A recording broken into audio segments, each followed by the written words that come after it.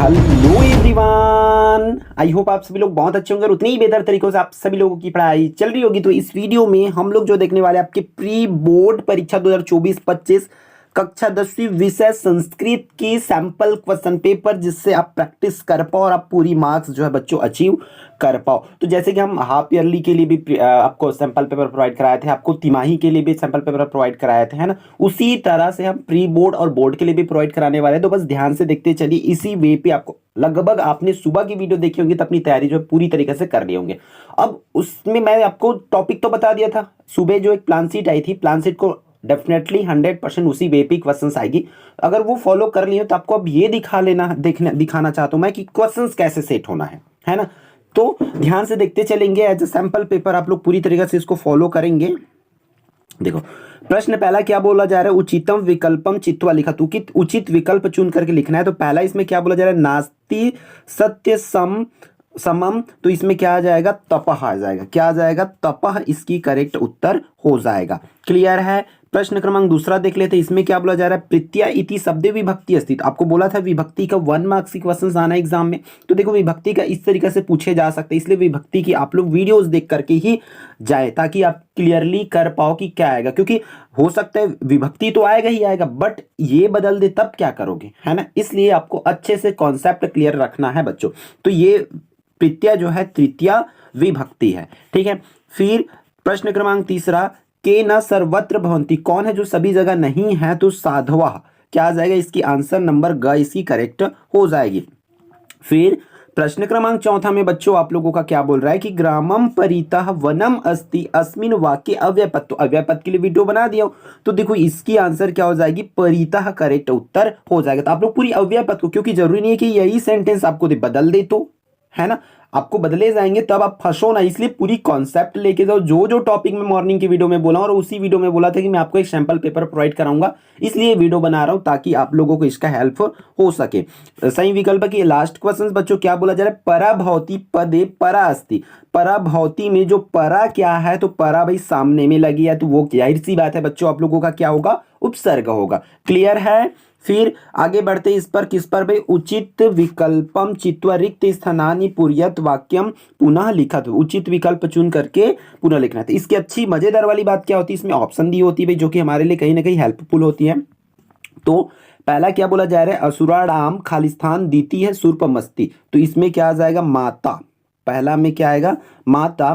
फिर यमः योगे खालिस्तान, ठीक है, विभक्ति अस्ति। देखो विभक्ति के एक क्वेश्चन और है यहाँ पर।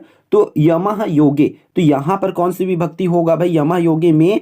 यहाँ पर देखो विभक्ति में तो एक ही नाम दिया, चतुर्थी विभक्ति होगा, क्योंकि विभक्ति नंबर में देखिए तो जाहिर सी बात वो तो बनना चाहिए। खालिस्तान में सरवाड़ी वस्त्राणी, तो इस पर क्या आएगा, जीर्णानी में सरवाड़ी वस्त्राणी हो जाएगी। सेविका पदे प्रत्यय, तो प्रत्यय पढ़ना ही है, आपको पता है।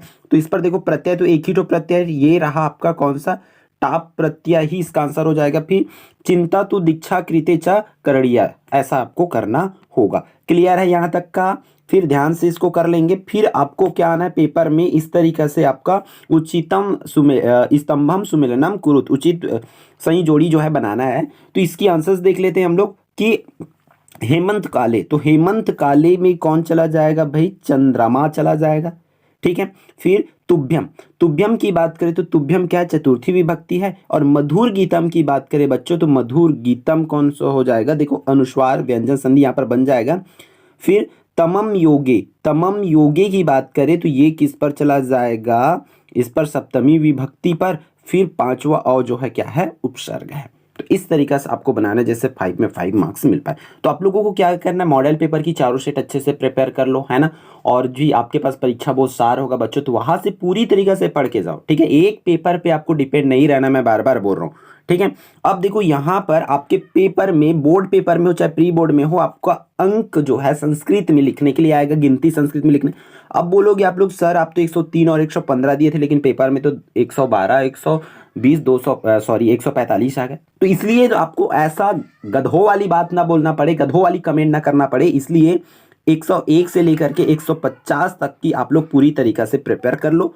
वीडियो डली हुई चैनल पर के जा करके देख सकते हैं, ठीक है। तो अब 103 को कितना बोलेंगे भाई, पीछे से बोलते हैं, तो क्या हो जाएगा, 103 को हम लोग बोलेंगे त्रयोदशाधिकम सॉरी दशा नहीं आएगा, त्रयाधिकम शतम हो जाएगा, त्रयाधिकम शतम। फिर पंचदशाधिकम शतम, ये इसकी आंसर हो जाएगी, क्या हो जाएगी, पंचदशाधिकम शतम। प्रश्न क्रमांक तीसरा, इसमें देखो संधि विच्छेदम कृत होता है, संधि की वीडियो डली हुई चैनल पर जाकर के देख सकते हो। पितुराग्यम दिया है तो पितुराग्यम दिया है तो, और पितुराग्यम दिया है तो पितु प्लस आग्यम हो जाएगा, क्या हो जाएगा इसका आंसर, पितुह, पितुह प्लस आग्यम। ठीक है, इस तरीके से आग्यम, ये इसकी आंसर हो जाएगा। ठीक है, फिर इसमें जगदीश सह सर्वत्र वर्तते, तो जगदीशा दिया है तो जगत, इसका क्या हो जाएगा, जगत त हो जाएगा प्लस ईसा हो जाएगा। ठीक है, इस तरीका से क्लियर है। और संधि की बात करें तो ये कौन सा हो जाएगा, जसत्व व्यंजन संधि।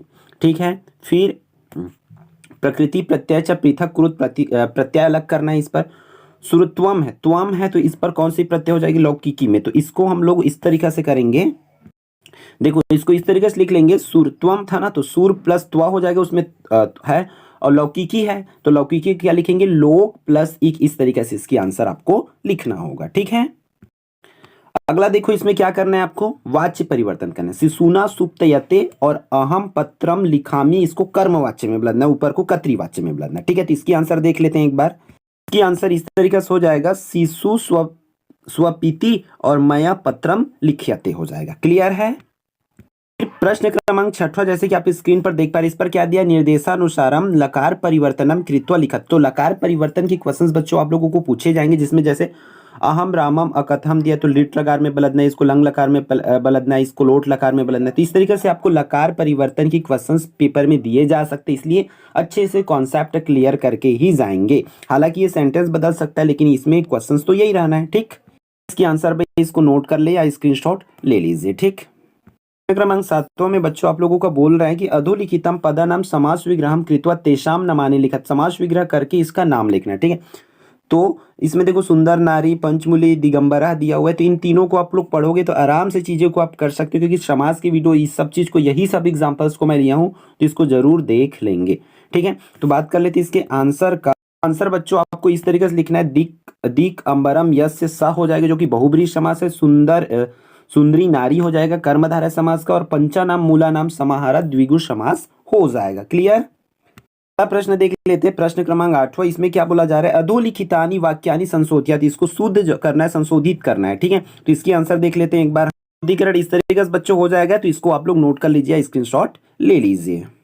पेपर में इस तरीके से अपठित गद्यांश आना है, मतलब आपको देखो एक पेपर पे ना आप पूरी तरीके से ईमानदारी के साथ जितनी कर सकते हो उसको करो।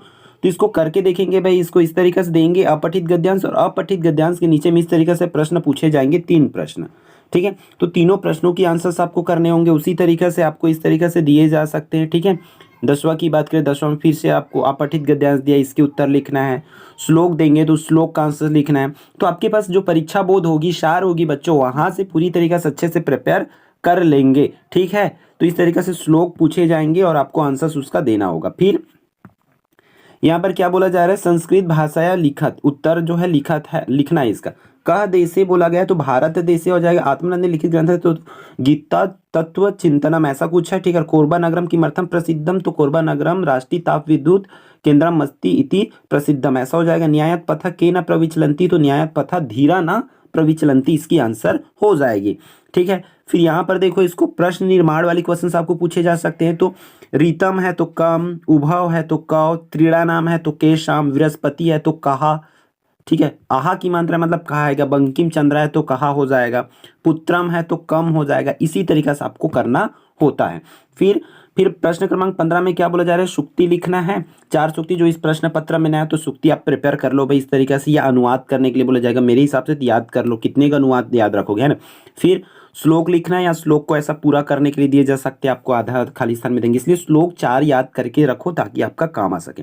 फिर आपको आवेदन पत्र करना है, और इस तरीका से बच्चों आपको या तो आवेदन पत्र को याद नहीं कर पाओगे तो खाली स्थान जो दिया रहेगा उसको भरना होगा, जो कि बहुत ईजी होता है। ठीक है, फिर इसमें एक अपठित गद्यांश है, इसको देख लेना है और इसके जो आंसर्स है वो करना है। फिर लास्ट क्वेश्चन की बात करें तो आपका क्या आना है बच्चों, एक निबंध आना है। तो उस निबंध में से आपको कम से कम 2 निबंध करके जाओ, जो कि इंपॉर्टेंट आपको स्क्रीन पर दिख रही है। ठीक है, तो इस वीडियो में इतना ही, फिर हम मिलते हैं आने वाले इंपॉर्टेंट वीडियो में।